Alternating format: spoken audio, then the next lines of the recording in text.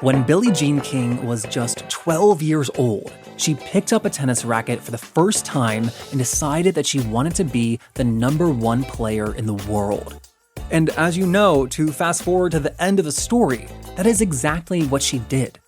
With 39 Grand Slam career titles to her name, she's considered the mother of modern sports. She didn't just change tennis, she changed all sports for all people. Which, by the way, was the plan from the beginning. It was another thing she looked around again at 12 years old and decided. I was just daydreaming one day and realized that everybody who played tennis wore white shoes and white clothes, played with white balls, and everybody who played was white. And I asked myself, where is everybody else? So that was my moment that I dedicate the rest of my life to fighting for equality. Everything I've done will go back to that moment, that epiphany at 12 years old. Along the way, the fight for equality led her to the famed Battle of the Sexes. That was her 1973 tennis match against Bobby Riggs. An estimated 50 million people worldwide watched Billie Jean King win that day, and it's considered a milestone in terms of the public's acceptance of female athletes and a victory for the women's rights movement in general. Today, at 77 years old, Billie Jean King remains a fierce advocate for gender equality, and she's just published an autobiography that is called All In, and it's out now. From The Advocate magazine in partnership with GLAAD, I'm Jeffrey Masters, and this is LGBT Q&A with Billie Jean King.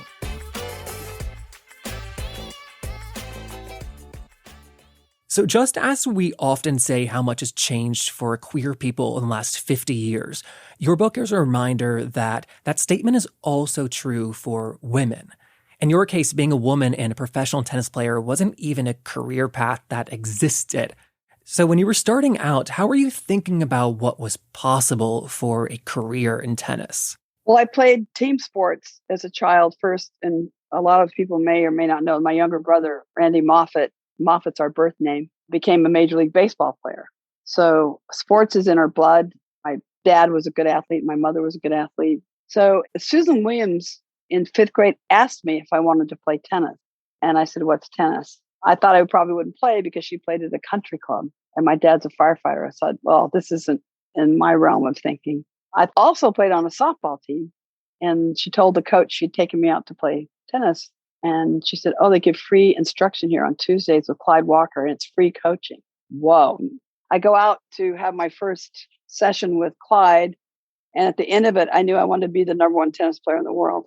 But then it was amateur. And I didn't like that because I grew up around pro sports. Pro meant you were really good at what you did, and amateur means it was a hobby. So one of my first things I wanted was to change the sport as far as being a professional sport. There were no options as a child for girls. And today there's still many more options for boys. What really happened though, what really changed my life, my epiphany, was when I was 12. I was just daydreaming one day and realized that everybody who played tennis wore white shoes and white clothes, played with white balls, and everybody who played was white. And I asked myself, where is everybody else? Where is everyone else? So that was my moment that I dedicate the rest of my life to fighting for equality for everyone. Everything I've done will go back to that moment, that epiphany at 12 years old. And a few short years after that, at 17 years old, you go on to win Wimbledon with your partner, Karen Hans. And you are the youngest tennis team to ever win Wimbledon in the doubles. We still hold that. It's Karen Hans, actually, is how she says Hans. It. But I love the way you say it. I like that. It's kind of more grand, It's the gay podcast. Totally. Absolutely. I like it. Oh, I love this story, though, because after you come back from winning Wimbledon at 17, rather than going to train full-time like you would today, you go to college and you live at home. And this is the part I was particularly fascinated by. You get a couple part-time jobs, including one as a locker room attendant where you make $1.15 an hour to fold towels. I don't know if my ego could handle that high and low of winning Wimbledon and then being paid $1.15. Like, what was going through your mind at that point? My parents didn't care if we're any good. They always said your health and education is the two most important things. And so we were, I think, trying to please mom and dad a lot here. For Randy going to college, he would be seen by the scouts. That does not happen in a girl's world. It's like, what? And no one even noticed. So it was just kind of like the way the world worked at that point for you. Yeah, it does work that way. It still does in a lot of ways. A dominant group knows very little about non-dominant groups. And this is where our LGBTQ plus community comes in that the more you know someone, the better you know someone, usually the more you like them, you feel comfortable with them. But first, we have to feel comfortable in our own skin, I think. The more comfortable we are when we talk to somebody, I think helps put people at ease. Of course, I didn't probably realize this at a younger age. I think it really helps. Like, it's just a matter of fact. Going off of that, I didn't realize until reading your book what a long process it was for you to become comfortable talking about it. You write that you get a churning in your gut when you have to talk about being a lesbian. Is that still true today? No, I wouldn't say so much now. No. Occasionally from the past, I'll get a gut reaction. But I also think it depends on the audience you're around, that you can kind of size up things very quickly. So how long did that churning last in your stomach? I wasn't comfortable until I was 51. That's a long haul. I felt very straight as a young person, though. I had no idea. I mean, I still like men's bodies. Probably that's who I'm going to look at when someone walks in the room. It's the emotional stuff for me. And I like being a gay woman because I've talked to my friends. I love the word gay because it means happy. And I like happy, happy, happy. And lesbian is okay, but I don't know. I don't get the same fun from that word that I get from being a gay woman. I just like it because it just feels happy. And I think we should be happy and can be happy. I don't know. It just feels good to me. Yeah, it's fun. You know, if you weren't outed back in 1981, putting yourself back in that mindset and time period, if you weren't outed, are you able to say or predict when you might have come out? I have no idea. But if you set the scene in the 70s, no one had come out yet. Glenn Burke was a Dodger. He was gay. The media knew it, but never wrote about it. I think I was the first one that was outed in 81, and I told the truth, which my PR people did not. My lawyer did not want me to say. And I said, no, I'm going to tell the truth. Oh my God, it was just a knockdown, drag out fight over the phone. And I mean, it just was hours and hours and hours. And I just said, no, the media has been good to me through the years. I was very good with the media. I always gave them time, had fun with them. I love writers, spent a lot of time with them. I said, you know what? They've always been good to me. Just say it like it is. Tell the truth. We're going to do this. And then they did a rehabilitation trying to keep Larry and me together. And Larry and I did try. I mean, it's a joke. You cannot believe in today's society, and at least the situation I'm in, that this ever happened. It's like a bad dream. And yet I lived it day after day. And when we started the tour, because I was chosen as the leader, and I happened to be the number one player around that time too, and I embraced the leadership role, I was told if I talk about anything that we wouldn't have a tour. So this wasn't just about me. This is about a lot more than just me. You mentioned Sally Ride in the book, the astronaut who only came out in her obituary. Uh-huh. Do you think that could have been how you did it as well? No, I would have done it before I would have done it. No, I was trying to figure that out. No, I wanted to come out because I thought it's my truth. It's the right thing to do. And also, it's also part of equality. My 12-year-old epiphany that everyone, all of us, each human being needs to be respected and loved for who they are and to be comfortable in their own skin. Oh my, I was totally into all that, thinking about it. How is this going to happen eventually? How can I make this happen? How can I also, when you can be your authentic self, you've arrived. You can be your full self. You can do your best at work. I mean, one by one, we just have to keep fighting and have respect for ourselves, respect for others. Every time I meet a person, I always remind myself to have total respect for them until they, over time, I have a different opinion. But I always start with a blank piece of paper. So I don't know. I think it's really important to respect it. And if people aren't like ourselves, that's fine. I think as long as somebody's authentic, great. I know that opening up about, one's identity is different than like sharing about a relationship. But I just bring that up because you've been with your partner, Alana Kloss, for over 40 years, but you didn't publicly acknowledge a relationship until you'd been dating for 27 years. So like, even though people knew you were gay, did you feel like apprehension about sharing that? No, the challenge, well, yes and no. The challenge had been, we had to hide for so long. It was such a habit. Like I would go give a speech. I go, well, I want to acknowledge you. She says, don't. So it became a habit. I still catch myself. I go, my God, I mean, what am I doing? It's amazing how we got in this habit of hiding. And that happens, other players on the tour are in the same situation. I mean, Martina Navratilova came to me right after I was outed in May of 81, she came to me during Wimbledon, which is around June, July of 81, and said, this guy at the Daily News is going to out me. What should I do? I always remember saying, well, if you can, and if you feel comfortable enough, you need to control the message. I think it's better if you can come out on your own terms. With you being outed, your sexuality being made public without your consent, it's not dissimilar to when your abortion was made public, again, without your knowledge or consent. Yes, totally. Yeah, those two big events, did it make you feel like every private moment in your life would eventually be made public? Oh, yes. I felt very naked and vulnerable, and it's a horrible feeling. And I know a lot of people out there, I'm sure, have felt this themselves, because everybody's journey is unique and difficult. I don't think anyone ever has an easy journey in life. I think we just have to stay happy and gay but also be truthful and live and feel whatever we're feeling is okay. But I would not say it's been easy. I think if you choose to be a pro athlete, it's going to be more public. That's the deal. That's the downside, probably, I guess.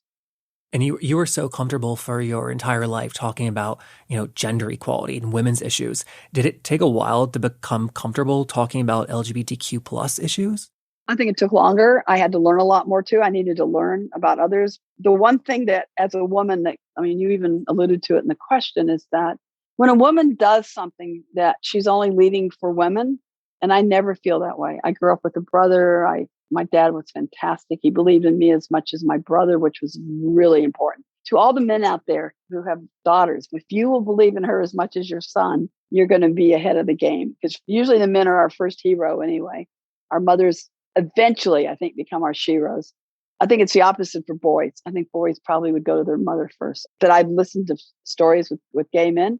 I've noticed, I think they go to their mother faster than their dad. That's interesting. I could be out to lunch. I don't know. I feel like every time I've listened, a lot of times it's my mother was really great.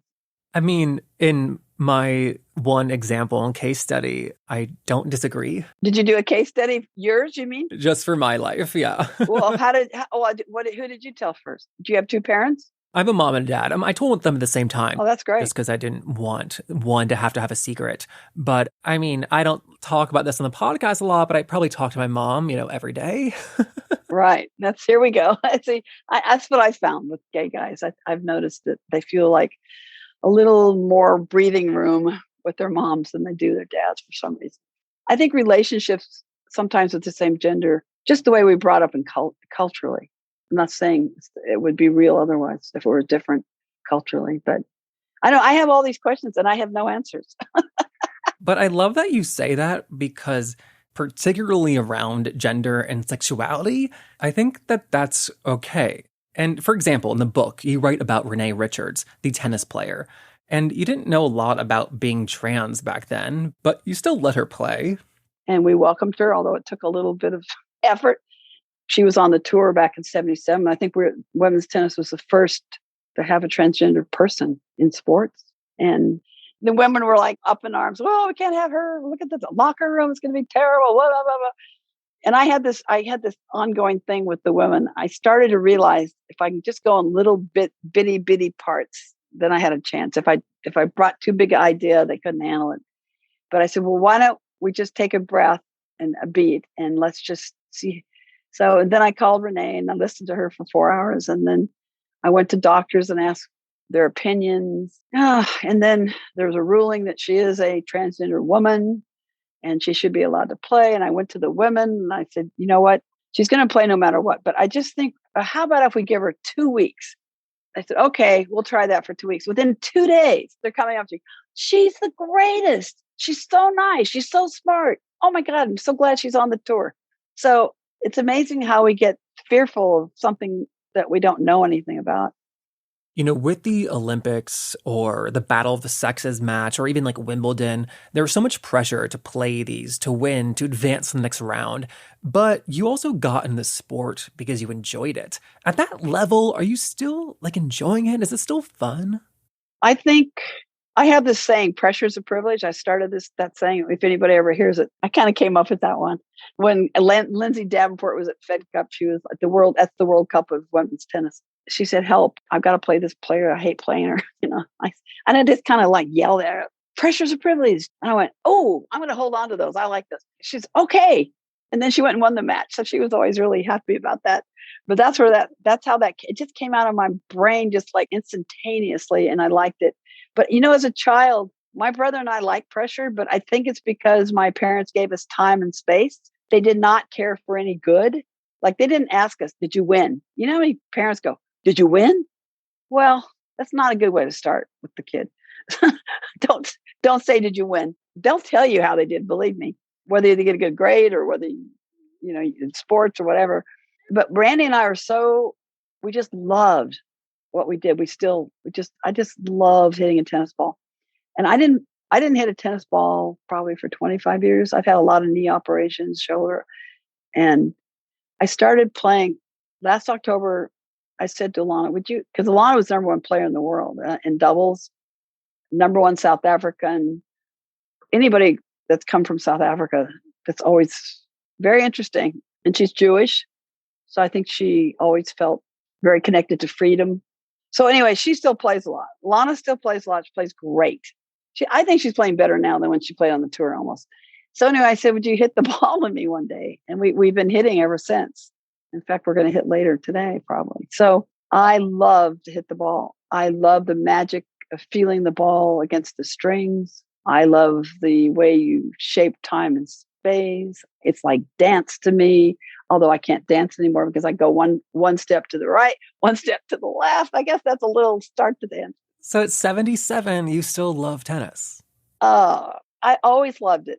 There's no way I could have gotten through all the pressures on and off the court if I hadn't loved it.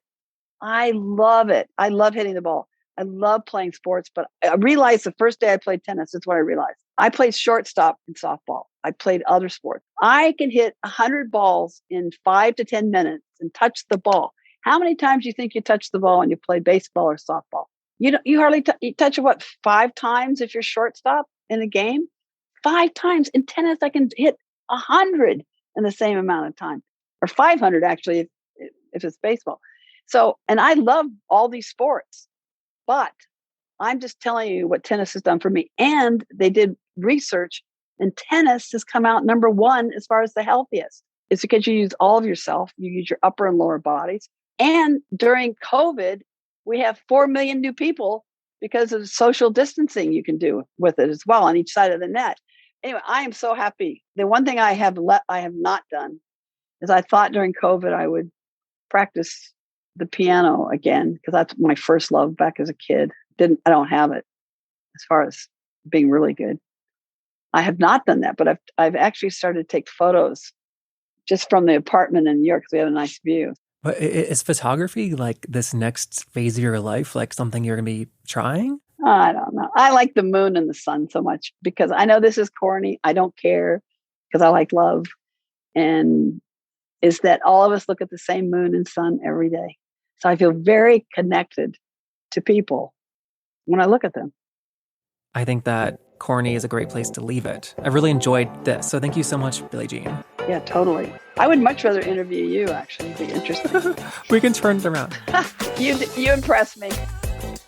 And that was Billie Jean King. Her new book is out now, and it's called All In. And then stay tuned for next week, because we will be back with Daryl Stevens, the star of Noah's Ark. We're living in the era of people who are undetectable. And when I was 32, that was not a thing. And when I was 22, we were terrified. We were wearing 3 condoms, right? Like you didn't touch anything or anybody without a condom. It was terrifying at that age. So that's next Tuesday. If you've not yet subscribed, please do so you do not miss it. And then as always, if you enjoyed this interview, please help us spread the word on social media. Send a tweet, an Insta story, to a Facebook post. All of those things are the #1 way you can help our show continue to grow and continue making new episodes every week. So thank you so much to everyone who does that. We're brought to you by The Advocate magazine in partnership with GLAAD. I'm Jeffrey Masters. I will see you next week.